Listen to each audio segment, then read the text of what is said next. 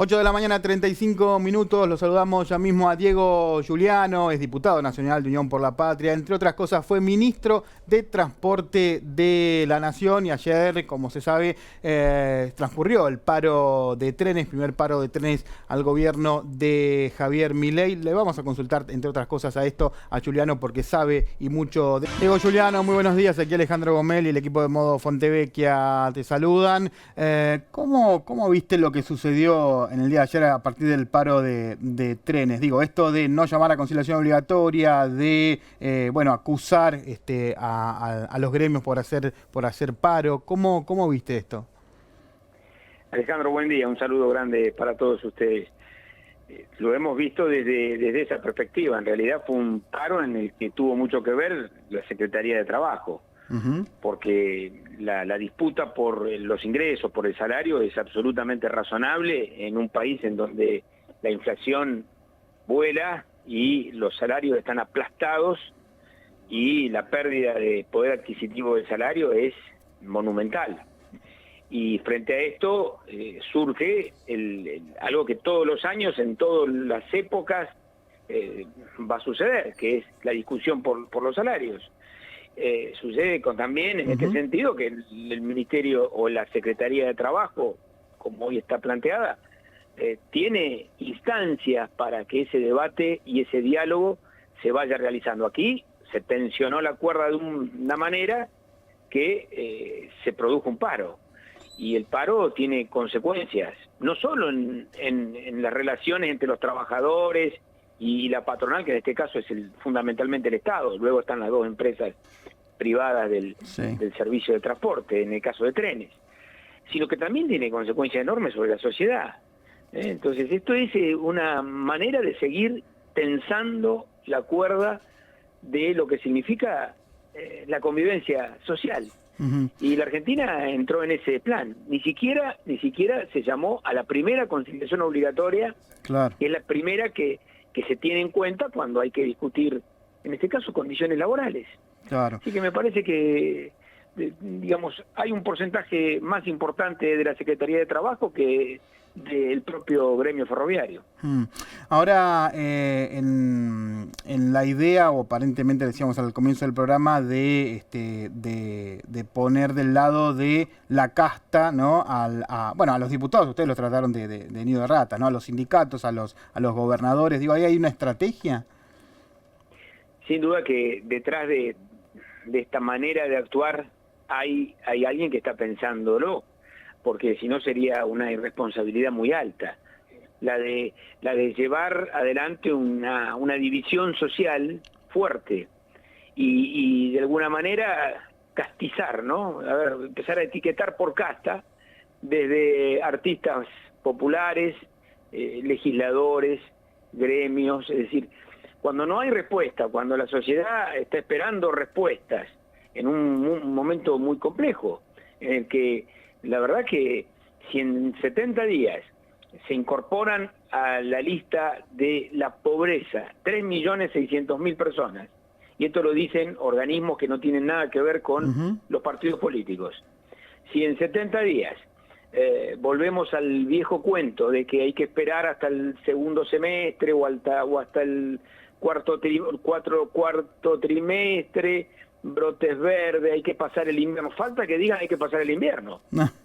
Y los que tenemos alguna edad, todas estas historias ya las vimos, es una película que está completamente espoleada. ¿Por qué? Porque los finales están clarísimos. Lamentablemente no se estudia historia contemporánea, se estudia historia antigua, hay que estudiar historia contemporánea. Hay que ver lo que pasó cada vez que se dijeron estas cosas en la Argentina. Los que creen que la salida está por el enfriamiento de la economía, por la recesión, por parar la economía, porque, los tarifazos vayan por encima de los salarios y la inflación vuele, esto está en la Argentina chequeado 10 veces por lo que somos de esta generación. Y en este caso creo que lamentablemente, porque lamentablemente los finales son conocidos, como cuando uno entra a ver una película que, Ahora, Giuliano, que forma parte de un libro. También es cierto que hay un hartazgo de gran parte de la sociedad con lo que es la clase política y con los fracasos sucesivos de los últimos gobiernos, ¿no?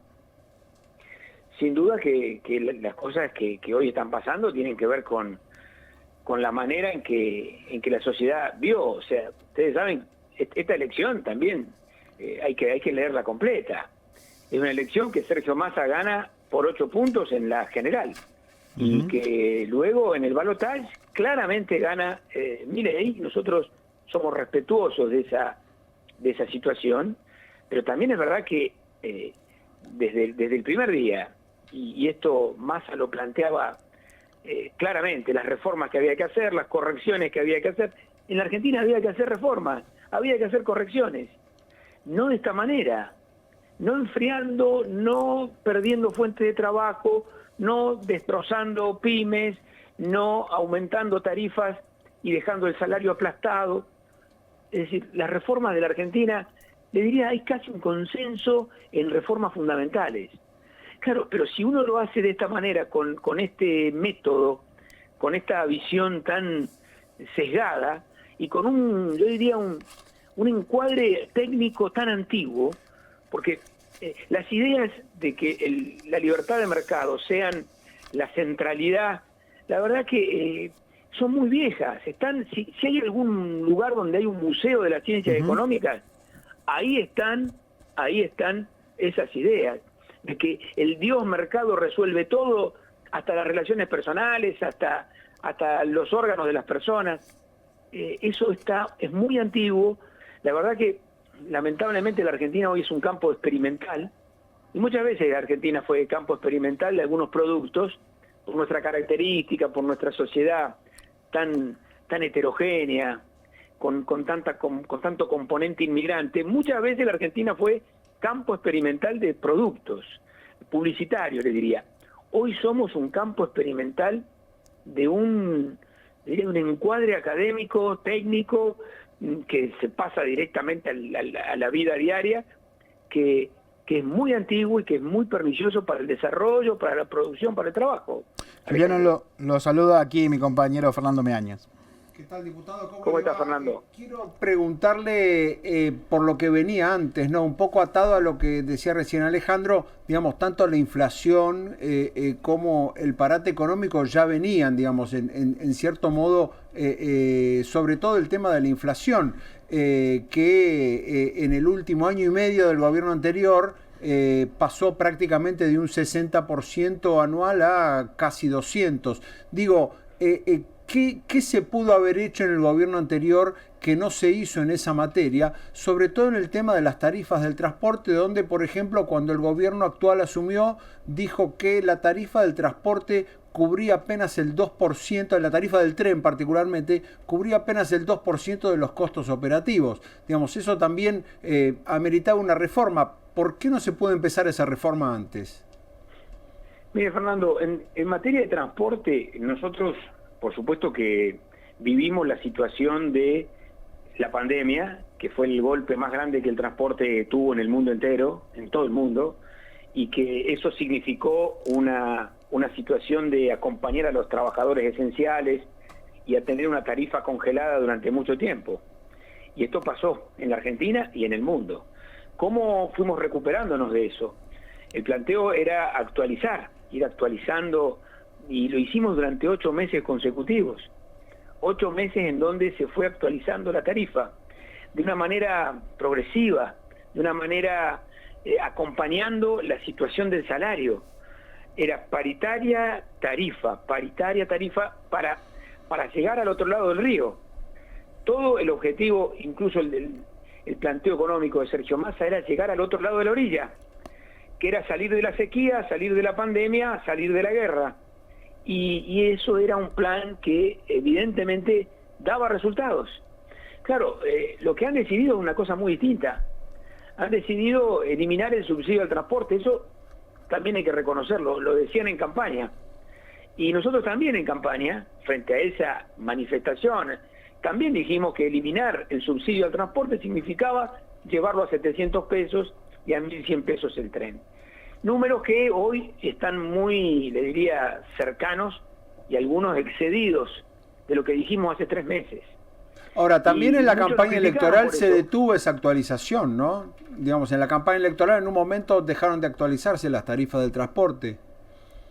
también es cierto que durante el último tramo, el de la devaluación del 20%, que Sergio Massa, la verdad que luchó en el Fondo Monetario para que no sea el 100 y luego para que no sea el 60, y terminó una devaluación del 20%, pero con un plan de contención social muy alto, porque uno puede aceptar condiciones en la medida en que pueda contener socialmente a los argentinos y a las argentinas, porque nuestro objetivo siempre fue, el objetivo de Massa siempre fue la salida de la Argentina, el crecimiento. No hay otra salida para la Argentina que crecer, que desarrollarse, que exportar. Ahora, claro, si las ideas que imperan son que la salida de la Argentina es la recesión, es esto de que el déficit cero, la verdad que el déficit cero, en los cementerios hay déficit cero. Pero claro, pero es un cementerio. No, está claro, pero digo, hay un punto interesante ahí, me parece, para el debate en cuanto a que en ese tren y desde esa postura de contención social, la inflación se duplicó, digamos. En ese lapso de tiempo la inflación se duplicó. Entonces, digo, con el criterio de la contención social, no con el criterio actual de ajustar a como dé lugar, que eso está clarísimo, el gobierno quiere ajustar y sin ningún otro objetivo secundario por detrás, está claro que tampoco funcionó. Mire, el plan, digamos, de contención social fue en el último tramo, y ahí, para completarle lo que usted me preguntaba, allí es cierto que la tarifa del transporte se empezaba a estudiar, no ya atarla directamente a lo que es la inflación, sino atarla a otros elementos, a otros componentes de lo que es la tarifa del transporte, que no sea la verdura o que no sea cuestiones que no inciden directamente sobre el transporte. Entonces, en el último bimestre se planteaba una actualización en base a otros parámetros, en donde el salario es fundamental. El salario es el gran rector del sistema económico. Esto visto desde el lado nuestro, desde el lado del desarrollo productivo, del lado de la protección del trabajo, de la protección de la pyme. Claro, del otro lado, del mundo de la finanza, usted vio que usted puede plantear un tema desde lo económico, de lo financiero. Algunos no distinguen demasiado, pero si el ministro de Economía no tiene un plan económico y tiene solamente un plan financiero, y usted sabe que es completamente distinto el encuadre, porque en la economía, el gran negocio de la economía es el desarrollo y el crecimiento. El gran negocio de las finanzas es trabajar en tierra arrasada. Y lamentablemente estamos en ese mundo. Le hago una última pregunta por mi parte. El gobierno esgrime un criterio de empezar a subsidiar a la demanda y no a la oferta, es decir, darle los subsidios para el transporte, para los servicios públicos, a la gente y no a las empresas que prestan esos servicios. ¿Comparte usted esa visión? Claro que esa visión comenzó a desarrollarse durante la gestión anterior y nosotros compartimos esa idea, pero en realidad la hemos llevado a la práctica. Porque fíjese usted cuál es el componente hoy de la tarifa y de la tarjeta SUBE. La tarjeta SUBE tiene hoy, y desde hace ya bastante tiempo en nuestra gestión, beneficios sociales que no están encapsulados solamente en Buenos Aires, como estaban en el tiempo de Macri, sino que lo llevamos a todo el país federal. Donde hay SUBE, hay beneficios sociales. ¿A dónde está el punto? En el bolsillo del que lo necesita. Por eso hoy tiene 55% de descuento en la SUBE, todos los beneficiarios de ANSES, todos los excombatientes de Malvinas, los trabajadores domésticos, trabajadoras domésticas y los jubilados y los pensionados. Ahí va el punto. El sistema era mixto y debe ser mixto hasta llegar al otro lado de la orilla, que era incorporar a los trabajadores y las trabajadoras ahí adentro de esos beneficios sociales, al pasajero frecuente del transporte público. Este es un proceso que debe darse. Si usted lo quiere hacer en 2 días, las colas son interminables, sí, y la situación se pone tensa en la calle. Entonces, nosotros comenzamos ese plan de ir directo a la demanda, y que la tarjeta SUBE sea la que distribuya el subsidio, porque la tarjeta SUBE te reconoce en tu situación.